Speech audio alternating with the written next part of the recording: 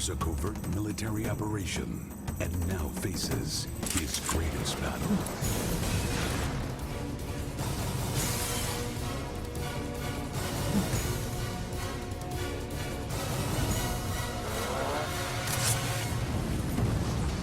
Steven Seagal in Attack Force. Hey there, welcome back to another video.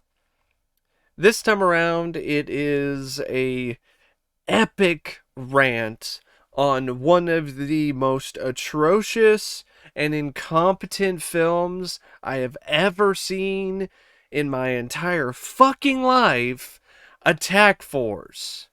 A 2004 film, if you even want to call it that, because I've seen fan films on YouTube with nowhere near as much money as this film had in terms of a budget that looked better and had better production values, starring Steven Seagal and his fat ass and a bunch of no-name actors and actresses.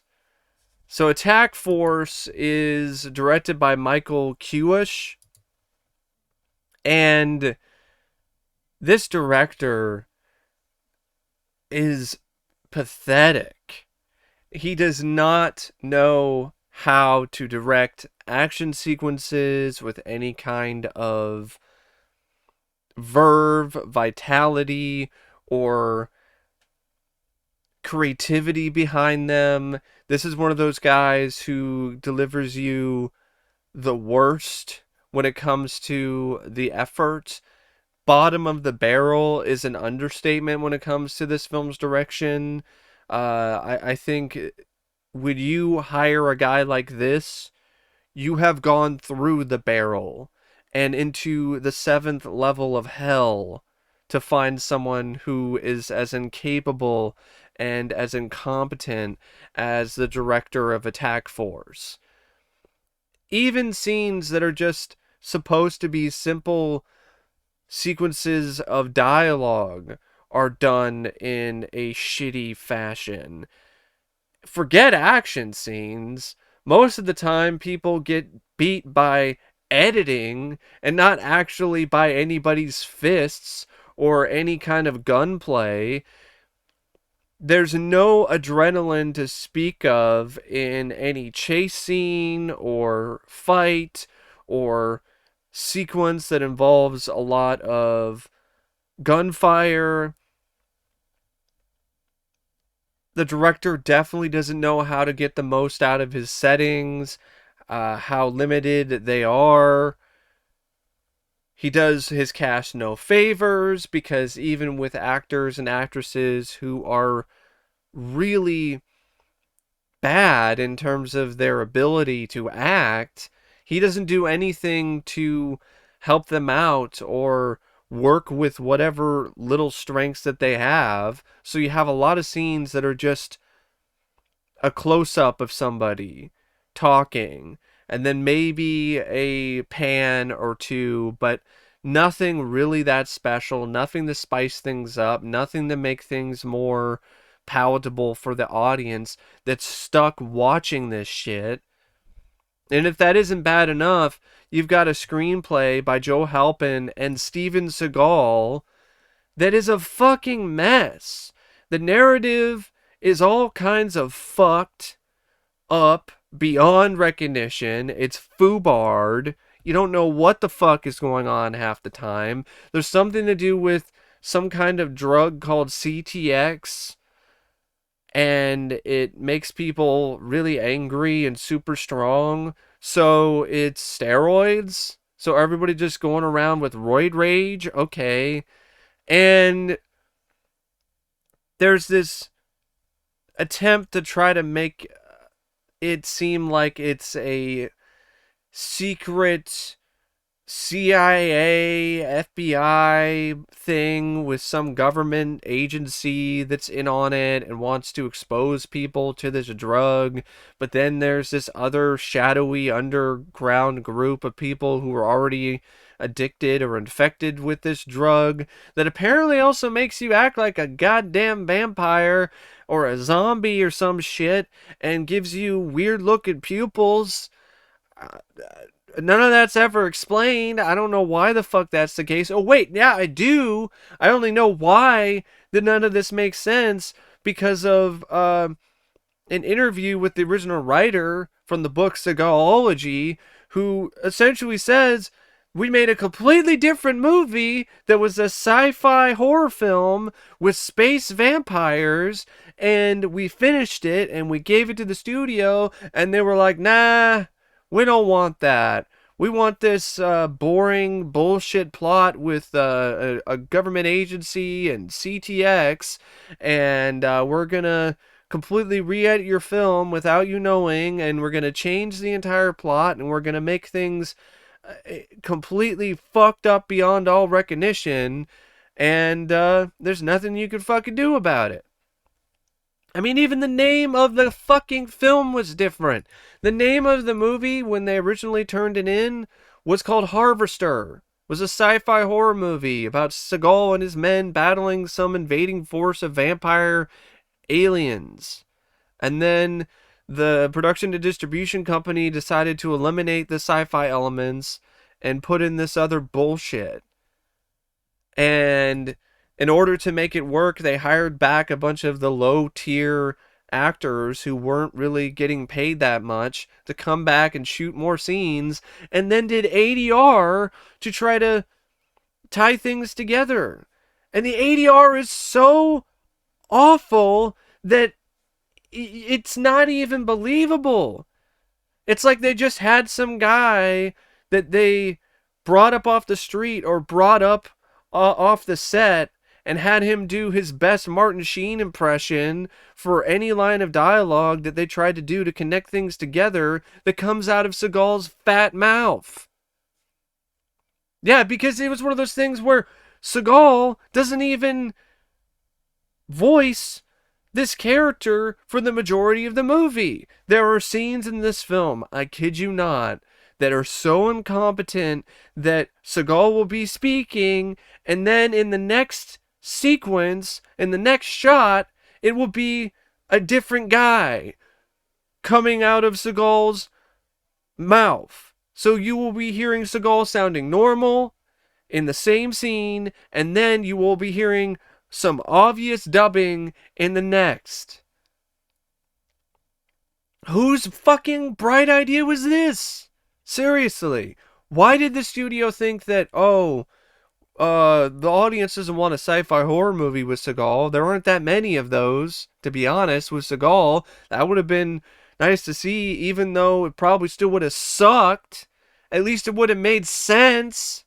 But the version that we get, Attack Force, it's an attack on your senses. It's an attack on your soul, because every moment of this film is like having your soul sucked straight through your asshole.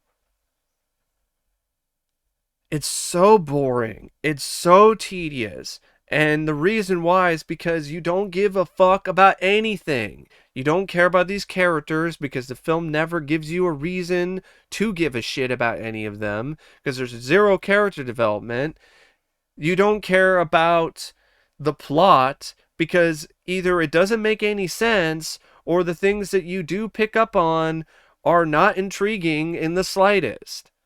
Some shit about CTX, I don't give a fuck. I don't care. I don't care if the water supply gets infected with CTX or a STD or a UTI and everybody fucking dies. I don't give a fuck. That's how bad this screenplay is. At least what I'm offered here in this version of Harvester. In this script, I mean, there is a moment in this film, I kid you not, where one of the members of the attack force decides, in order to stop the drug from infecting the water supply and getting a ton of people addicted to CTX, he decides the best course of action is to pull the pin on a grenade and just place the grenade on the table where the computer is that's showing the readouts of what is going on with the CTX and how much is being filtered into the water supply. Yeah, this guy, this fucking screenplay decides, you know what? The best way to solve that situation is grenade. Just place a grenade on the table, blow up the computer with the readouts, and there you go. You've saved the day. What is this stupid bullshit? Like, what the fuck? I mean, come on. You can't make this shit up if you tried. Who was responsible for this? Was it Seagal and his fat ass? Was he thinking with his ass and that's why he came up with that kind of stupid bullshit? I mean, come on. Fucking grenade? What? Oh my god. And then there are other things about this script that suck. In the beginning of the movie, there's the first action sequence. Calling these action sequences action scenes is a stretch. They're more like inaction scenes because there's barely any movement and barely any excitement. So in one of these inaction scenes in the beginning, you have this guy on a bike, and I think it's at some kind of facility, and it seems like there's a chase going on, but this shit is so idiotic and daft that you have scenes where Seagal's character is in a Hummer, and he's supposed to be chasing after this guy on a bike, but the way that it's set up, he's chasing after the guy in another part of town. And you can tell. When I was watching this, I was like, why is this film cutting to this car, this random Hummer?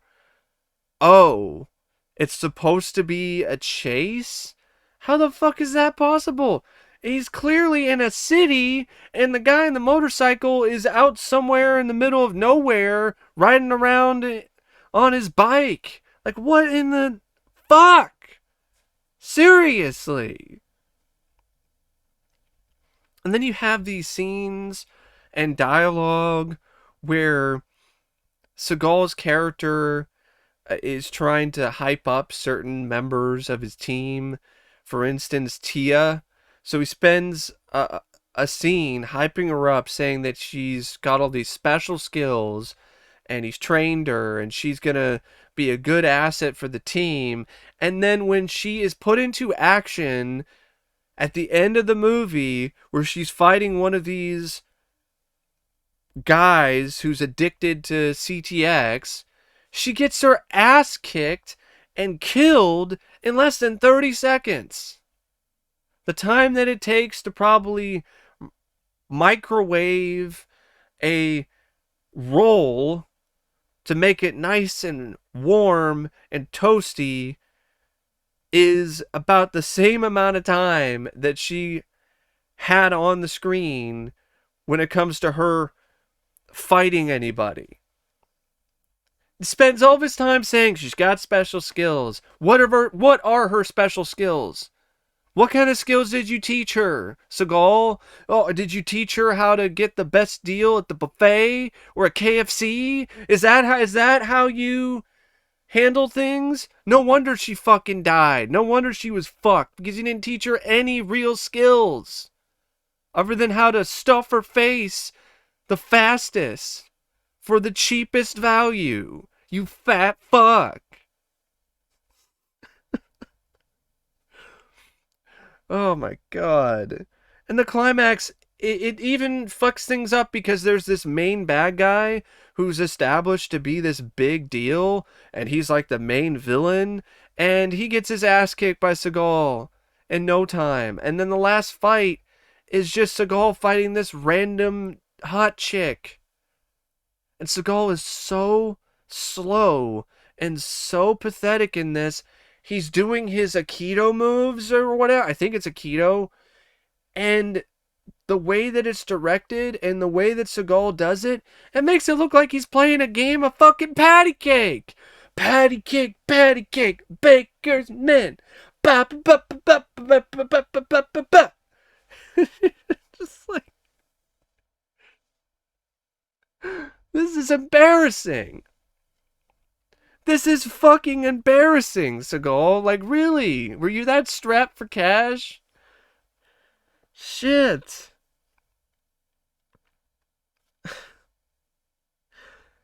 And then we have the cast. Okay, we have Steven Seagal, who at this point in his career, he might as well be called Steven Eats All, because he eats everything.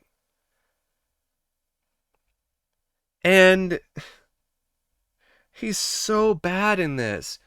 Most of the time, he's whispering his lines, and because the sound mix is so shitty and quiet half the time, you don't understand what the fuck he's saying. It sounds like he's mumbling his lines.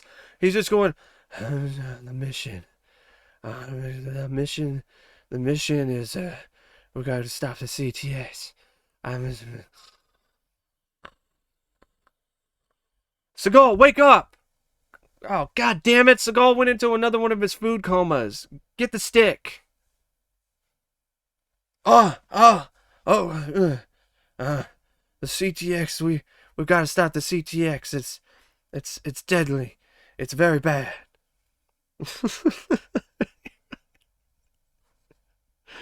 Oh my god, Seagal, you fat ass. And he's still got his accent that he's really unable to get rid of at this point in his career. Why are you having the Louisiana accent here? Like, what is even the point of that? His character also is yet another character who is a part of the CIA or the FBI or the PTA or the YMCA. Martial Lawson. Get it? Martial law. Ha ha ha. Oh my god.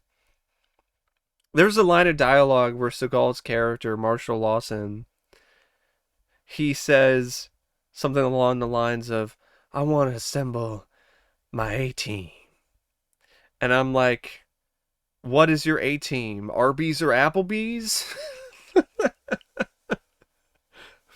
I want to assemble my A-team. Will that be Arby's or Applebee's, sir? Both. Oh my god. Fucking shit. And Seagal and his fat ass isn't bad enough, because you have equally as awful actors who are his co-stars. Lisa Lovbrand is Tia, who gives a new meaning to the term resting bitch face. Really, she might as well just be called RBF, because that's what she does for the entirety of the film. Her acting is just resting bitch face. It's so bad and she's so flat as an actress that when her character dies, there is no difference between when she was dead versus when she was alive. That's how fucking awful her performance is. If that isn't bad enough, you got David Kennedy as Dwayne, who is a bargain bin version of Vinnie Jones. Vinnie Jones is already really low when it comes to the tier of actor. So when you are a bargain bin version of him, you fucking suck. So you have bargain bin Vinnie Jones over here. Might as well call him Jimmy Johns.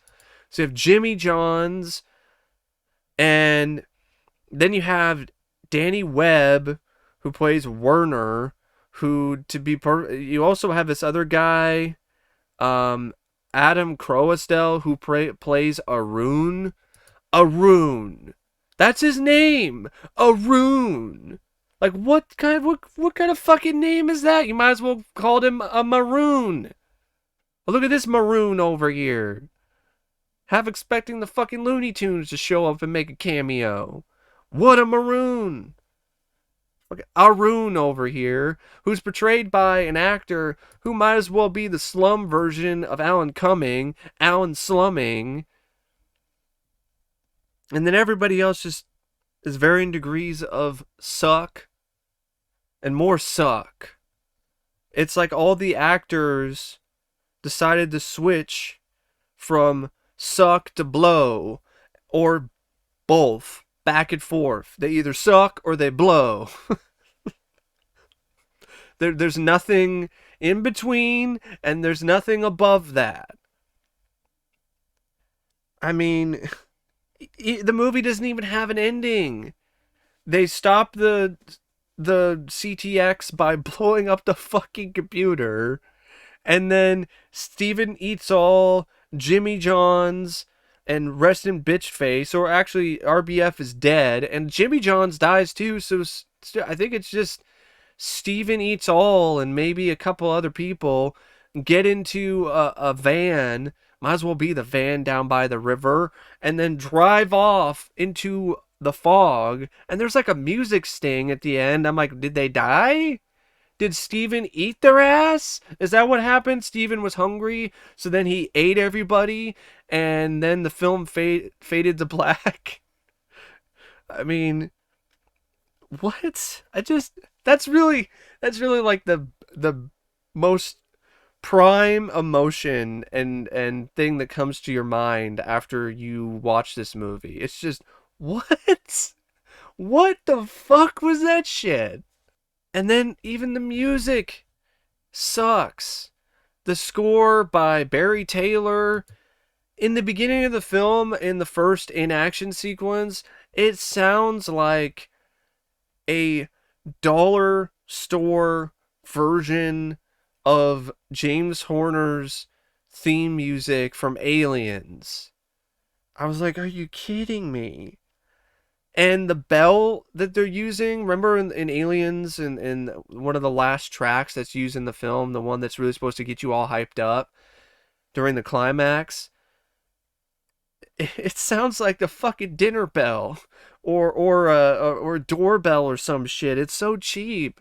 This film is the epitome of cheap as well. Like I said, the production values are terrible. Why the fuck did this cost $12 million? I'm looking at the budget on Wikipedia. That has to be a fucking typo or some shit. 12 million? Where the fuck did that money go? Did it all go to hookers and blow, or Steven Seagal's food budget? That's probably all the $12 million went to feed Seagal's fat ass for the shoot. That's where it went. $12 million.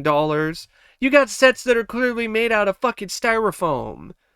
You know it because you see people get thrown through the walls constantly, and you can see the styrofoam. It's edited by Jonathan Braley, and this editing is excruciatingly awful and atrocious because there are so many scenes that use flash cuts and slow-mo and all this other shit, and they just make things miserable to watch. I mean, there are moments where guys are just defeated or killed by editing. They're not defeated by Seagal. They're defeated by fucking editing and flash cuts. And the running time of 95 minutes, it feels like 195. My experience getting a root canal was more worthwhile and felt a lot better than my experience watching this movie. And I'm not making that shit up. I actually did have a root canal, and I would rather do that shit because at least I would be high on fucking painkillers than watch Attack Force again. The A in Attack Force stands for atrocious, awful. I don't know how my friend or how anyone manages to sit through more than one of these shitty direct-to-video movies starring Steven Eats All and company, because it was a chore It was absolute torture just to sit through one of these films. I had one foray, one visit to Seagal's direct-to-video land, and I already hated it. I already hate it. I never want to go back. Even if you give me a free ticket, I'm going to tell you to go fuck yourself. I'm not going back to Seagal's direct-to-video land anytime soon. You better pay me. That's the only way that I'm going to make another visit. This is absolutely awful. This is awesomely bad. And not in a good way. Like, this is boring. Uh, it's rather fitting that it's a steamroller production. Because while you're watching this movie, it feels like a steamroller is rolling over your genitals. And it's also rather fitting that the film was called Attack Force. Because the force that this film is talking about, and the attack, is when your stomach is absolutely hating you for eating too much Taco Bell on Taco Tuesdays, and then it attacks your insides and your asshole as all this shit forces out of you into the toilet bowl. And that shit is this movie.